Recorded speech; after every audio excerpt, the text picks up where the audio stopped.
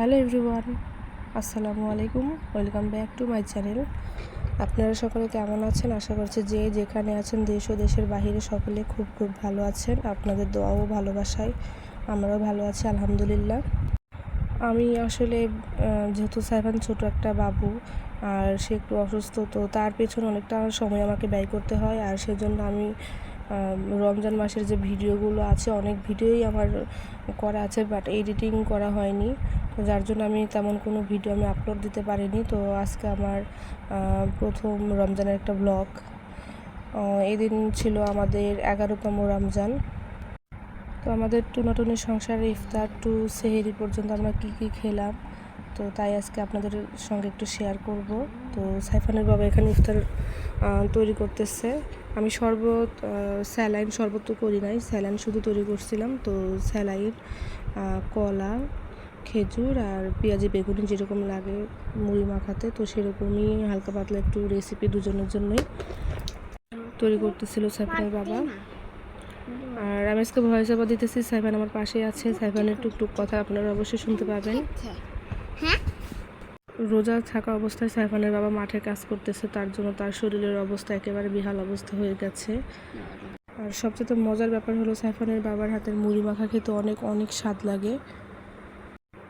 আমরা দুজনে এদিক দিয়ে ইফতারের জন্য প্রস্তুতি নিচ্ছিলাম, আর সাইফান প্রস্তুতি নিচ্ছে বাইরে যে খেলা করার জন্য। আর সে একেবারে ঘরে থাকতে চায় না, যখন বাইরে লাইট অফ করা হবে তখন সে ঘরে আসবে, তাছাড়া তার দাদির ঘরে থাকবে, ঘরে একেবারে আসতে চায় না। আর এই সময় সাইফান এমনভাবে দৌড়ে ঘরে আসে, আর ঘরে আসার সময় যে দরজার সামনে পাপোশ ছিল সেই পাপোশে পিচ্ছিল খেয়ে এমনভাবে পড়ে। তো আলহামদুলিল্লাহ আল্লাহ সহায় ছিল বলে সে ওয়ালের সঙ্গে তার মাথাটা আঘাত পায়নি। মাথাটা আঘাত পেলে খুব জোর ব্যথা পেত। আর সাইফানের বাবাই যে তো মুড়ি মাখিয়ে ফেলেছে, আর আজান দিয়ে দিয়েছে, আমরা ইফতার করতেছি। সাইফানের বাবা তো একেবারে লাজুক, সে খুবই লজ্জা পাচ্ছে, বলতেছে খাবার সময় ভিডিও করো না, একটু শান্তি মতো খেতে দাও। তো বললাম ছেলে মানুষ কিসের এত লজ্জা? তো সে বলতেছে না, তোমার দর্শকদের একটু মুড়ি মাখা খাইয়ে ইফতার করিয়ে দাও। সাইফানের বাবার সবচেয়ে ভালো একটা অভ্যাস কি, সে মুড়ি মাখা না খেলে তার নাকি ইফতার হয় না। কি বড় হাতে নেবে? কোথায় পাবে? আর আমার মনে হয় সারা বছর যে যতই মুড়ি মাখা খাক না কেন, কিন্তু যে রোজার মাসের যে ইফতারের সময় যে মুড়ি মাখাটা করা হয় সেটার মতো স্বাদ মনে হয় অন্য সময় পাওয়া যায় না। সেটা আমার ব্যক্তিগত ব্যাপার আসলে। আর কার কার কাছে রমজান মাসের মুড়ি মাখা আর এমনি তো মুড়ি মাখা কেমন টেস্ট লাগে, কেমন টেস্ট লাগে, দুই রকম টেস্ট নাকি একই রকম টেস্ট, অবশ্যই কমেন্ট করে জানাবেন। আর এই তো আমাদের টুনাটুনির সংসারের সেহরি খাওয়ার যে ভিডিও, সাইফানের বাবা দেখেন কেমন করে ঝিমুচ্ছে, সে ঘুমের থেকে উঠতে পারতেছে না। তো আজকে আমাদের সেহরিতে হলো লাউ দিয়ে মাছের তরকারি, আর হলো যে ডিম সিদ্ধ, আর এটা হলো বেগুন দিয়ে আলু দিয়ে একটা ভাজি। আমাদের টুনাটুনির সংসারে বেশি রেসিপি না করাই ভালো, কারণ রোজার মাসে দিনের বেলা তো কোনো খাবার খাওয়া হয় না।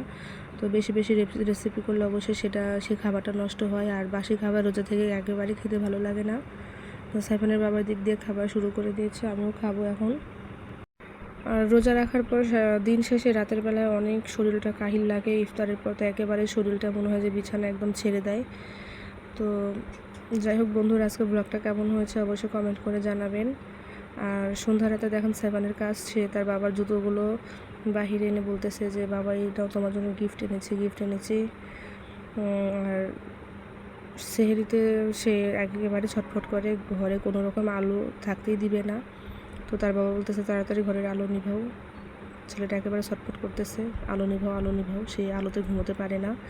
তো যাই হোক বন্ধুরা, আজকের ভিডিওটা কেমন লাগলো অবশ্যই কমেন্ট করে জানাবেন। আর যারা যারা আমার চ্যানেলকে সাবস্ক্রাইব করেছেন তাদের সকলকে জানাই অসংখ্য ধন্যবাদ। তো সকলে ভালো থাকবেন, সুস্থ থাকবেন, আমাদের জন্য মন প্রাণ ভরে দোয়া করবেন। আল্লাহ হাফেজ।